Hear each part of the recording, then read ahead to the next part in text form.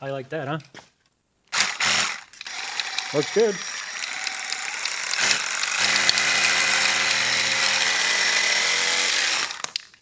Yeah, you gotta worry about that though. You cut the little tie straps. Yippee! All right, so I went to this manifold because I can either run a carburetor, I can either run EFI. I just got to block this off of the carburetor or get an injector rail and run it EFI. That's why I wanted this intake. This motor probably won't see north of 6,500 RPM because it is a stroker motor. I don't want it to rev. It's going in a heavy vehicle. It's going in a Dodge Durango, 2001 Dodge Durango. It could be like a sleeper. It's going to haul the mail. And so to me, this is kind of universal, and having those options means a lot to me. So maybe means something to someone else out there, but that's why I got this, and I think it's a great idea. Now this is, I think, 3,000 to like 8,000 RPM, or maybe even more, like 8,500. And you know, those numbers are based off of cubic inches also. You got to take that into consideration here, okay?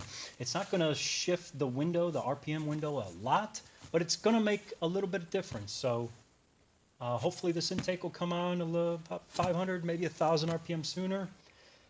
If it does or doesn't, I really don't care. I have the option for EFI or carb, and I think it's big enough. I can port this out later on if I choose to. I have the trick flow heads, and yeah, that's why I got it. It looks great. I like the high-rise style. I like the single plane. It's really a nice piece. The ports here are now, when you get this intake, the ports here are small. Okay, you look inside here, the ports are huge. All right, and then they kind of just like taper down. So I can definitely see an advantage of porting this out.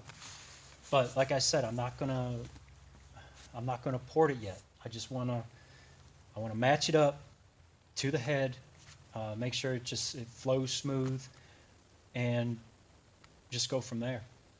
Now the way I'm going to be doing that is I'm going to be bolting this on the engine and marking the ports where they are, and then drilling a hole in the mating surface from the manifold to the head, and I'm going to drill just a little bit into the head. And what that's going to do is that's going to tell me that, okay, when I finally set this on and I put I put a little pin in here and it falls into place, that's where the port lines up, and then I'm just going to torque it down. So one thing to keep in mind, or maybe a couple things to keep in mind, when you do torque these down, they do slide down. So I do have a set of used gaskets that are the same ones that I'm going to be using for this intake, and I'll be putting those in place and bolting this to the heads. So yeah, that's my idea. I want to start moving on this engine. I want it running by mid-spring. I still have a lot to do. I have to, the cam came in at 106. It's supposed to be 108 center line. So I gotta mess with the timing a little bit and just go from there. Take it one step at a time. Yeah, it turned out nice. I like that paint. I really do. So there you go.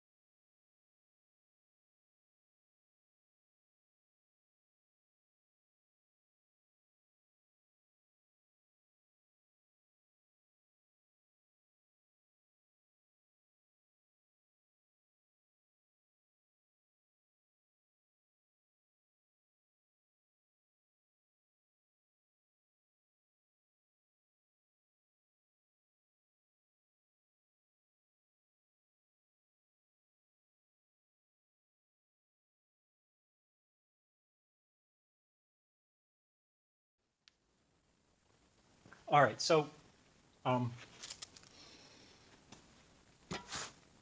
I saw a video with UTG, and he mentioned this rusty metal primer, and this is like the second time I'm using it.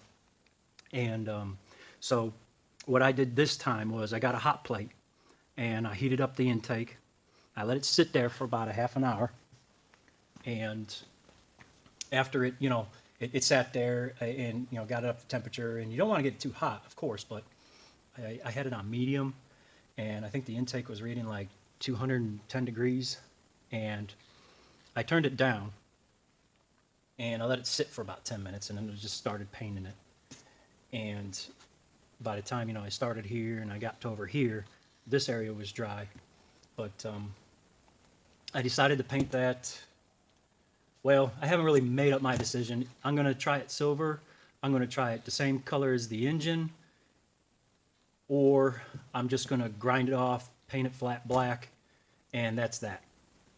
So I put this stuff on to seal it, because I don't like the intakes to oxidize. I mean, they look cool and everything, bare, and I agree with you. They look great, bare, brand new, but you get a year or two on it, it starts oxidizing, because, get lazy and moisture starts attacking it, and you don't spray silicone or whatever to protect it. So, but yeah, I want a flat black intake, and I decided to put this underneath. Now, I painted it underneath and a little bit inside the water jacket. If it helps with heat, I don't know. I really didn't do it for that. I just wanted to seal the aluminum in there, and that was about it. But I just got a rattle can, and I sprayed this, shook it up a little bit, and just sprayed it on there. And what I'm going to do is, I got another can of that, but I got another can of Rust-Oleum, and it's flat black, and I'm going to brush that on. And this right here is from the spray can. It just kind of dribbled. That's why it's kind of looks like I missed areas, but I didn't. I went over it, and of course there's like 50 different areas where I did miss it. But yeah, so this is either going to be silver, the same color as the engine, the highlighted or the raised casting, or I'm just going to grind it off and it's going to be flat black, and it's probably going to be the later. So as far as injectors, now I got this manifold because I can't get the what is it? It's called the Speedmaster. I couldn't get the Speedmaster intake, and the only people that got it is some race company in Australia. And I checked with a company that you can ship stuff to, and they'll go from Australia to here, and it was like almost $400. And the intake is going to cost me like $250, and I was like, okay, if it costs me like $150 to ship it from Australia, I'll ship it from Australia to here and just use the Speedmaster one. And the only reason why I wanted to get the Speedmaster one was because it mounted the original Magnum injector rail. So that went to the wayside after I found out how much it really was going to cost. And I decided to get an Edelbrock, and I told myself, hey, I'm going to be waiting a while for one of these, so I'll just wait like everybody else. But 4 days later, it showed up, and here it is. It arrived yesterday. There's someone out there, correct me if I'm wrong.